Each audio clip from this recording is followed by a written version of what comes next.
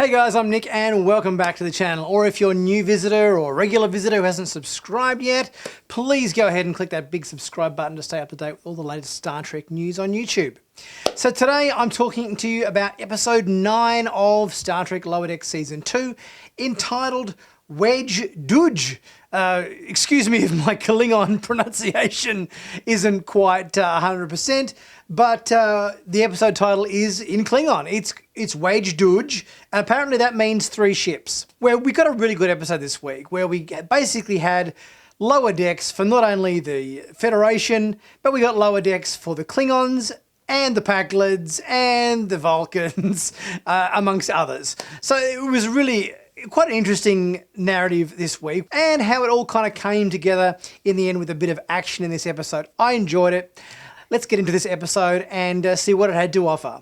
So with the Cerritos on a long-haul 12-hour warp trip, the crew have got a bit of time to kill, and we've got everybody kind of pairing up with various different bridge crew, except for Boimler, who's kind of trying to muscle in and try to find a primary bridge crew member to kind of bond with. And while we're doing that, we get a little bit of an insight as to what goes down on board a Klingon and a Vulcan ship in their lower decks department. We first get a look at the Klingon vessel, the Bird of Prey. It was quite fun to see the Klingons jostling around and vying for who gets to kind of, kill the captain, and we've got people trying to overthrow each other constantly, which is obviously a staple on board Klingon vessels.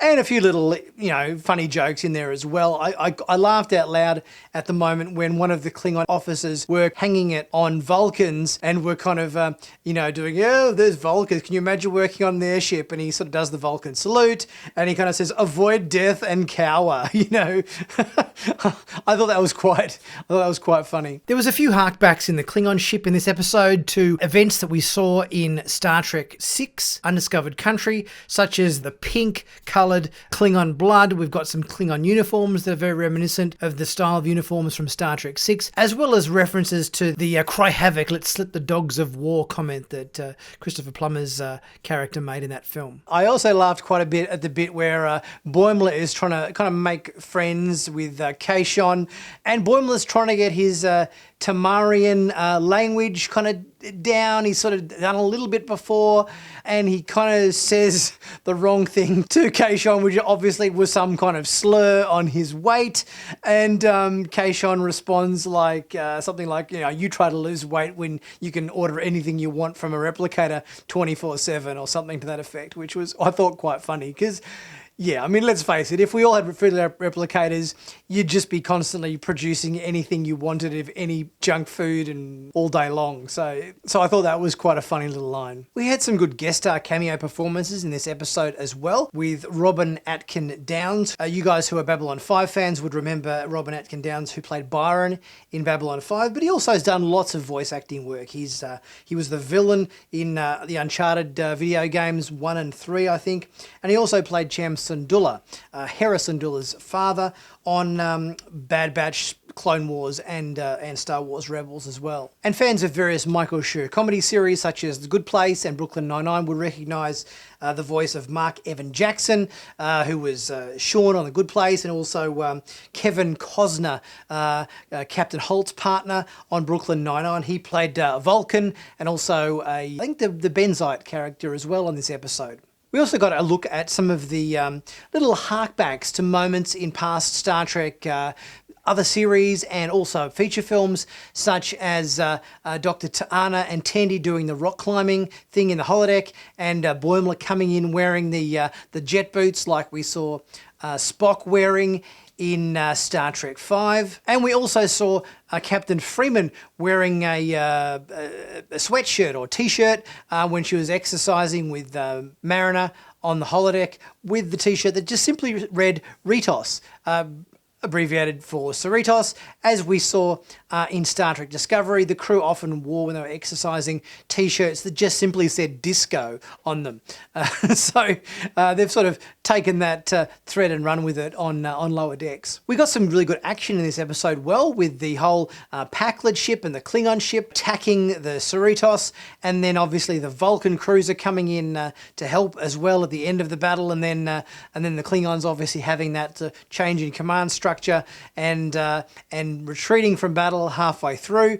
It was a good sequence. I enjoyed. There was a good amount of sort of action and adventure and humour in this episode. I really enjoyed it, and it was really fun to see the various different lower decks crews operating on not only the Cerritos, but also the Vulcan ship, the Klingon ship, the Pakled ship, and at the end the Borg ship, where they just did nothing. I thought that was fun as well. It's like at the end, during the end credits, we go to the Borg lower decks and nothing happens. It's just a couple of drones plugged into an alcove.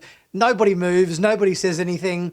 And, I thought maybe at the end we might have just got one of them just sort of sighing or something, just a little sort of, locked in his alcove, some sort of expression there. But no, just everyone was just locked into the alcove, just obviously computing their little Borg computations, which was fun as well to see. I wonder whether we're going to see the repercussions of this episode in our season finale. We've only got one episode of Lower Decks to go. Next week is our last episode of Lower Decks, season 2.